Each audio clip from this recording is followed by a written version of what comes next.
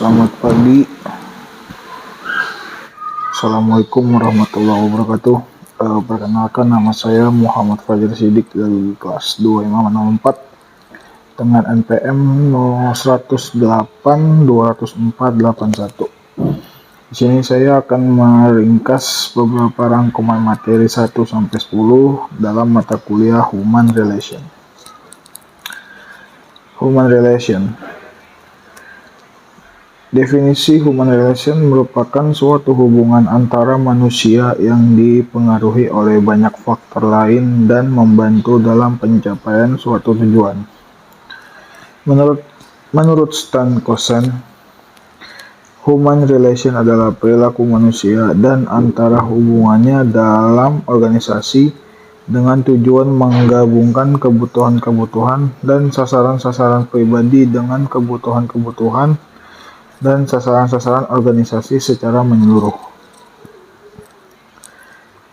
Sifat dalam human relation tidak seperti berkomunikasi biasa, bukan hanya merupakan penyampaian suatu pesan oleh seseorang kepada orang lain, melainkan hubungan antara penyampaian suatu pesan oleh seseorang kepada orang lain.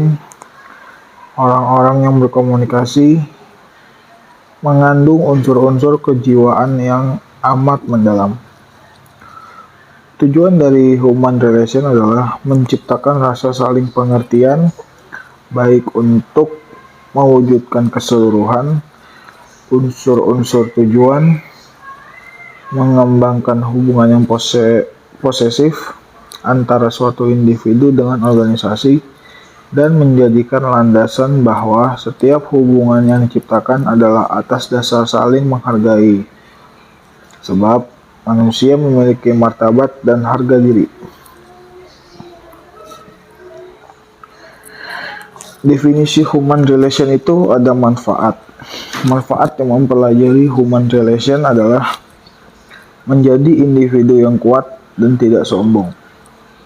Maksudnya adalah setiap individu dituntut harus kuat bertanggung jawab, namun tidak besar kepala. Yang kedua adalah sederhana, tidak malu-malu, serta tidak terlalu menonjolkan diri. Yang ketiga, mempertimbangkan orang lain tanpa melupakan diri sendiri serta kebutuhan organisasi. Menunjukkan minat kepada orang lain dan membicarakan hal yang diminati tanpa mengorek kehidupan pribadinya. Dengan mempelajari human relation, memungkinkan kita untuk mendapatkan wawasan yang berharga tentang bagaimana dan mengapa orang berpikir dan bertindak. Memperoleh keterampilan untuk berinteraksi dengan orang lain, serta mengembangkan keterampilan untuk mengatasi masalah yang potensial.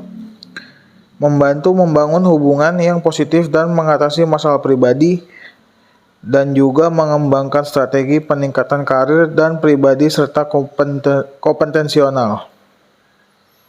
Komunikasi dalam human relation ialah human relation bertujuan untuk mempererat rasa persaudaraan dan mendapatkan suatu kepuasan dari apa yang telah mereka kerjakan. Human relation juga sangat diperlukan dalam lingkungan kerja, mulai dari tingkat top manajemen sampai pada tenaga pelaksananya. Jadi komunikasi itu adalah proses di mana pesan disampaikan oleh komunikator kepada penerima.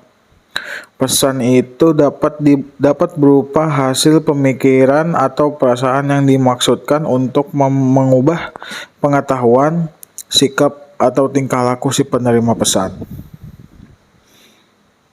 Sebuah perusahaan, human relation merupakan jembatan penghubung yang menghubungkan antara atasan dan bawahan, bawahan dengan atasan, dan bawahan dengan bawahan. Hal ini dimaksudkan untuk menciptakan kepuasan dalam bekerja sehingga meningkatkan produktivitas kerja.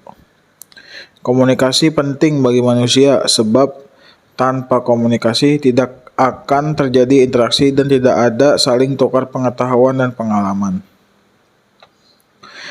Komunikasi adalah kunci yang dapat membangun tim yang kuat dan mendorong kinerja yang lebih baik. Pentingnya keterampilan komunikasi yang baik perlu ditekankan dalam program pelatihan. Komunikasi juga merupakan salah satu aspek penting dalam human relation, di antaranya adalah membantu membangun tim dan menghindari kesalahpahaman.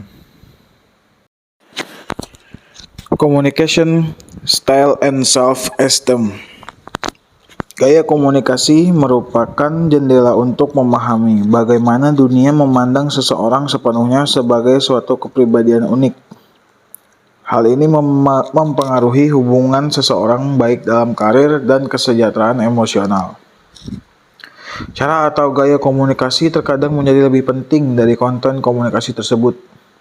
Banyak orang memahami konten dengan baik, tetapi pesan komunikasinya tidak sampai atau tidak diterima karena ketidakmampuan dalam menyampaikan pesan tersebut. Orang-orang yang menggunakan gaya komunikasi ini dikenal dengan nama komunikator satu arah.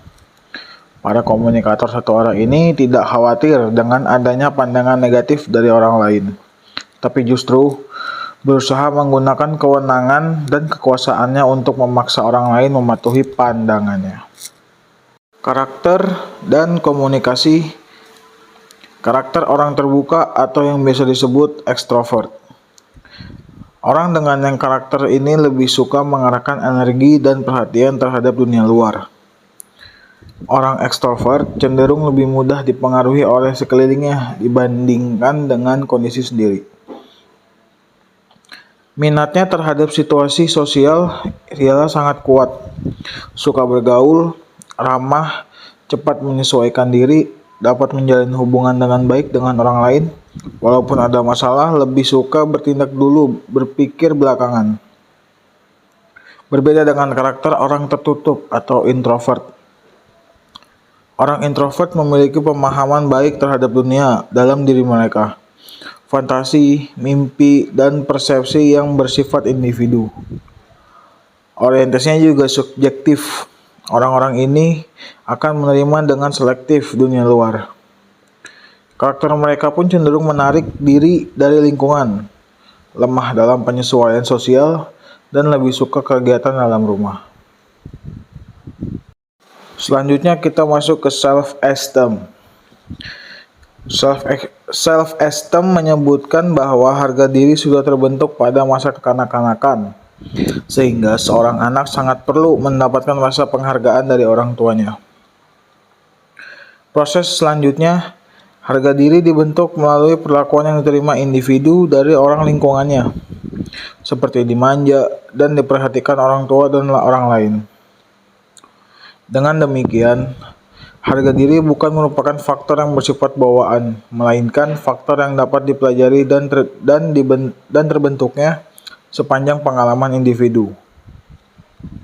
Lalu integritas. Integritas adalah sebuah nilai yang selalu menjadi dasar untuk menjamin kejujuran nilai-nilai lainnya.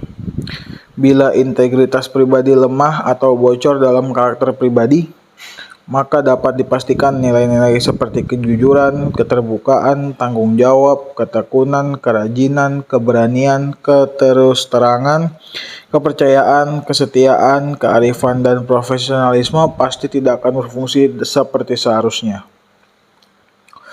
Lalu ada konsistensi antara nilai dan tindak orang lain. Orang yang berintegritas akan bertindak konsisten sejalan dengan nilai-nilai, kode etik, serta kebijakan organisasi dan atau profesi, walaupun dalam keadaan yang sulit untuk melakukannya. Masuk ke ethical choice. Faktor-faktor yang mempengaruhi pengambilan keputusan ialah tahap perkembangan moral merupakan suatu tahap penilaian dari kapasitas seseorang untuk menimbang apakah secara moral benar.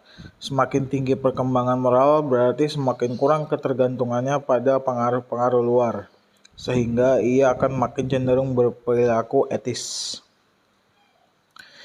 Lingkungan organisasi juga jadi salah satu faktor yang masuk ke dalam mempengaruhi pengambilan keputusan. Hal ini merujuk pada persepsi karyawan mengenai pengharapan atau ekspektasi organisasional. Apakah organisasi itu mendorong dan mendukung perilaku etis dengan memberi ganjaran atau menghalangi perilaku tak etis dengan memberikan hukuman atau sanksi? Yang selanjutnya adalah langkah-langkah pengambilan keputusan yang etis. 1. Mengidentifikasi para pemegang kepentingan dan mempertimbangkan situasi-situasi dari sudut pandang mereka. Yang kedua, mempertimbangkan alternatif-alternatif yang tersedia, juga disebut dengan imajinasi moral. Mempertimbangkan bagaimana sebuah keputusan dapat memengaruhi para pemegang kepentingan.